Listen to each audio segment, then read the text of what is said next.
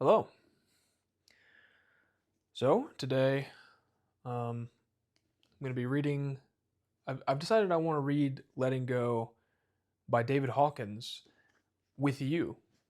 I've already read the book cover to cover once before, and doing so, I learned a lot about myself. And I think, yeah, I want to read it with you, just to put this. I don't. I think it will serve everybody who listens to it. And it'll serve me going through it again. This is one of these books that no matter how many times you go through it, you you're gonna just you're gonna gain new insight every time. Because I mean, until we're like fully, I don't know if enlightened or whatever. We've all got baggage, and this is like the root way to deal with any like energetic problems. So yeah, I'll go ahead and start it off. I'm going to start at chapter one. I'm not going to read the preface and the stuff before that. So here we go. Introduction. While in contemplation one day, the mind said, "What in the world is wrong with us? Why doesn't happiness stay put? Where are the answers? How do we address the human dilemma? Have I gone nuts, or has the world gone crazy? The solution to any problem seems to bring only brief relief, for it is the very basis of the next problem. Is the human mind a hopeless squirrel cage? Is everybody confused? Does God know what he's doing? Is God dead?" The mind just keeps chattering along. Does anybody have the secret? Don't worry, everyone's desperate, some even cool about it. I can't see what all the fuss is about, they say. Life seems simple to me. They are so scared they can't even look at it. How about the experts? Their confusion is more sophisticated, wrapped in impressive jargon and elaborate mental construction. They have predetermined belief systems into which they try to squeeze you. It seems to work for a while, and then it's just back to one's original state again. It used to be that we could count on social institutions, but they have had their day. Nobody trusts them anymore. We now have more watchdogs than institutions. The hospitals are monitored by multiple agencies. Nobody has time for the patients who get lost in the shuffle. Look down the corridors. There are no doctors or nurses. They are in the offices doing paperwork. The whole scene is dehumanized. Well, you say, there have to be some experts who have the answers. When upset, you go to a doctor or psychiatrist, an analyst, a social worker, or an astrologer. You take up religion, you get philosophy, you take Erhard seminars, training, tap yourself with EFT, you get your chakras balanced. Try some reflexology. Go for ear acupuncture. Do iridology.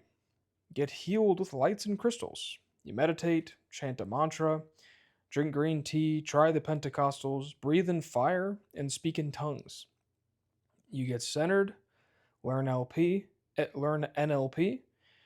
try actualizations, work on visualizations, study psychology, join a Jungian group, get Rolfed, try psychedelics, get a psychic reading, jog, jazzercise, have colonics, get into nutrition and aerobics, hang upside down, wear psychic jewelry, get more insight, biofeedback, gestalt therapy.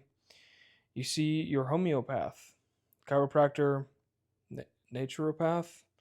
You try kinesiology, discover your enneagram type, get your meridians balanced, join a consciousness raising group, take tranquilizers, You get some hormone shots. Try cell salts. You have your minerals balanced. Pray, implore, and beseech. You learn astral projection. Become a vegetarian. Eat only cabbage. Try macro robotics. Go organic. Eat non GMO. Meet up with Native American medicine men. Do a sweat lodge. Try Chinese herbs. Moxa combustion. Shiatsu. Acupressure. Feng Shui. You go to India. You find a new guru. Take off your clothes. Swim in the Ganges. Stare at the sun. Shave your head. Eat with your fingers. Get really messy. Shower in cold water. Sing tribal chants. Relive past lives. Try hypnotic regression. Scream a primal scream. Punch pillows. Get fell den crazed. I'm sure I said that wrong. Join a marriage encounter group. Go to Unity. Write affirmations. Make a vision board. Get rebirthed. Cast the I Ching. Do the tarot cards. Study Zen. Take more courses and workshops. Read lots of books. Do transactional analysis. Get yoga lessons. Get into the occult. Study magic. Work with a kahuna. Take a shamanic journey. Sit under a pyramid. Read Nostradamus. Prepare for the worst. Go on a retreat. Try fasting. Take amino acids. Get a negative ion generator. Join a mystery school. Learn a secret handshake. Try toning. Try color therapy. Try subliminal tapes. Take brain enzymes, antidepressants, flower remedies. Go to health spas. Cook with exotic ingredients. Look into strange fermented oddities from faraway places. Go to Tibet. Hunt up holy men. Hold hands in a circle and get high. Renounce sex and go to the movies. And going to the movies. Wear some yellow robes. Join a cult. Try the endless varieties of psychotherapy. Take wonder drugs. Subscribe to lots of journals. Try the Pritikin diet. Eat just grapefruit. Get your palm read. Think New Age thought. Improve the ecology. Save the planet. Get an aura reading. Carry a crystal. Get a Hindu sidereal astrological interpretation. Visit a trans medium. Go for sex therapy. Try tantric sex. Get blessed by Baba somebody. Join an anonymous group. Travel to Lourdes. Soak in the hot springs. Join Arika. Wear therapeutic sandals. Get grounded. Get more prana and breathe out that stale black negativity. Try golden needle acupuncture. Check out the snake gallbladders. Try chakra breathing. Get your aura cleaned. Meditate in Cheops. Then the Cheops, the Great Pyramid in Egypt. You and your friends have tried all of the above, you say? Oh, the human. You wonderful creature. Tragic, comic, and yet so noble. Such courage to keep on searching. What drives us to keep looking for an answer? Suffering? Oh, yes. Hope? Certainly. But there is something more than that. Intuitively, we know that somewhere there is an ultimate answer. We stumble down dark byways into cul-de-sacs and blind alleys. We get exploited and taken, disillusioned, fed up, and we keep on trying. Where is our blind spot? Why can't we find the answer? We don't understand the problem. That's why we can't find the answer. Maybe it's ultra simple, and that's why we can't see it. Maybe the solution is not out there, and that's why we can't find it. Maybe we have so many belief systems that we are blinded to the obvious. Throughout history, a few individuals have reached great clarity and have experienced the ultimate solution of our human woes. How did they get there? What was their secret? Why can't we understand what they had to teach? Is it really next to impossible or nearly hopeless?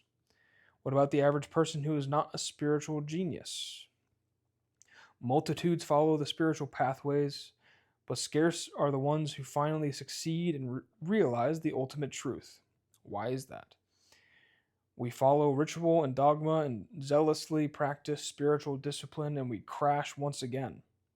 Even when it works, the ego quickly comes in. We're caught in the middle, caught in pride and smugness, thinking we have the answers. Oh, Lord, save us from the ones who have the answers. Save us from the righteous. Save us from the do-gooders. Confusion is our salvation. For the confused, there is still hope. Hang on to your confusion. In the end, it is your best friend.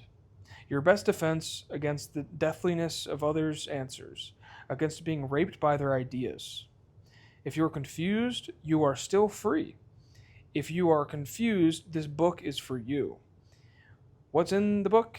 It tells you a simple method to reach great clarity and transcend your problems along the way. It's not by finding the answers, but by undoing the basis of the problem. The state reached by the great sages of history is available. The solutions are within us and easy to find. The mechanism of surrender is simple and the truth is self-evident. It works during daily life. There is no dogma or belief system. You verify everything for yourself, so you cannot be misled. There is no dependence on any teachings. It follows the dicta of know thyself. The truth shall set you free, and the kingdom of God is within you. It works for the cynic, the pragmatist, the religionist, and the atheist. It works for any age or cultural background. It works for the spiritual person and the non-spiritual person alike. Because the mechanism is your own, nobody can take it away from you. You are safe from disillusionment. You will find out for yourself what is real and what are just the mind's programs and belief systems. While all this is going on, you will become healthier, more successful, with less effort, happier, and more capable of real love. Your friends will notice a difference. The changes are permanent. You aren't going to go for a high and crash later. You will discover there is an automatic teacher within yourself. Eventually, you will discover your inner self. You always unconsciously knew it was there. When you come upon it, you will understand what the great sages of history were trying to convey. When you will understand it because truth is self-evident and within your own self. This book is written with you, the reader, constantly in mind. It is easy, effortless, and enjoyable. There's nothing to learn or memorize. You will become lighter and happier as you read it. The material will automatically start bringing you the experience of freedom as you read through the pages. You're going to feel the weights being removed. Everything you do will become more enjoyable. You're in for some happy surprises about your life. Things are going to get better and better. It's okay to be skeptical. We have taken down the primrose path. We've been taken down the primrose path before. So be as skeptical as you like. Indeed, it's advisable to avoid gushing enthusiasm. It is a setup for letdown later. Therefore, rather than enthusiasm, quiet observation will serve you better. Is there such a thing as something for nothing in the universe? Oh yes, most certainly there is. It's your own freedom, which you have forgotten and don't know how to experience. What is being offered to you is not something that has to be acquired. It is not something that is new or outside of yourself. It is already yours and merely has to be reawakened and rediscovered. It will emerge of its own nature. The purpose of sharing this approach is merely to put you in touch with your own inner feelings and experiences. In addition, there is much helpful information that your mind will want to know. The process of surrender will begin automatically, for it is the nature of the mind to seek relief from pain and suffering, and to experience greater happiness. There's the first chapter. And I can attest that what it claims, that as we go through this, the results sort of happen on their own. You just, like I said earlier, like as you go through it, you just like, the book will talk about a certain thing, and then all of a sudden something will pop in your head and you're like, wait, that's what he's talking about, but this is like in my own life. That's like, you can start seeing all these parallels that he starts pointing out. And then but the thing is, once you can see them, like that's basically the first and last step. Like you just have to see them. That's like the whole point of this book. It's just to, like, you're gaining awareness, and then you're not like, you just like watch it and it like fades away. And yeah, it's good. And I learned about this book in I joined a Discord group called the Sons of God, and this is like when I first joined, this was something it's kind of a pillar to what we're trying to do in that community. And it really is the only mode of transformation that I actually know works. Everything else, I've tried so many things, and unless you make those deep emotional changes, you can kind of like skirt around problems, but you never really,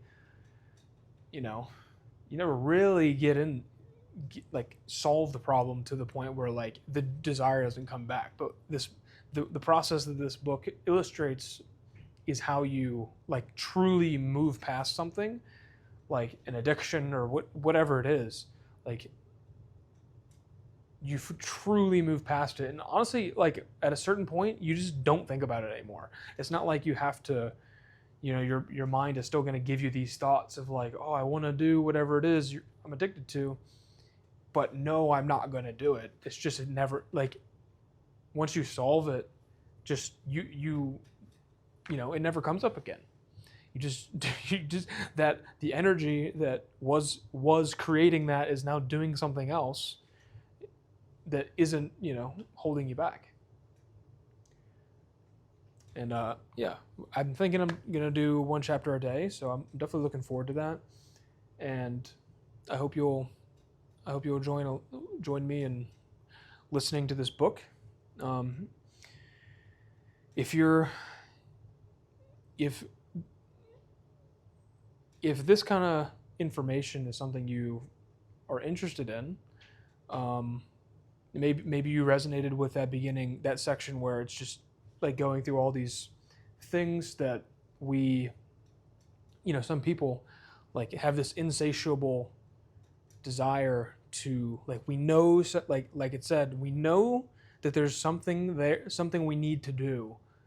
So we just try all these things like cold showers, meditation, psychedelics, just that super long list.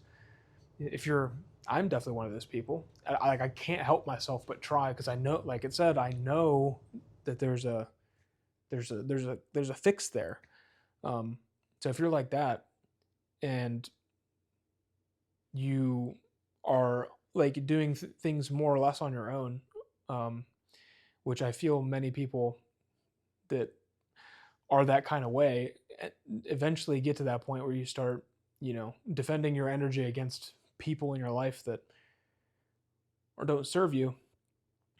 I put a comment in below, and I'll send you an invite to the Discord. We have a free section, and we get, there's some great value that happens in there. A lot of good conversations. I've made a lot of friends, and we're all very similar in scope of what we're trying to do. We're all, the group is effectively just about men becoming their best selves. So if you're interested in being in a community like that, please, like I said, just comment below and I'll get you an invite. And I will see you in the next video.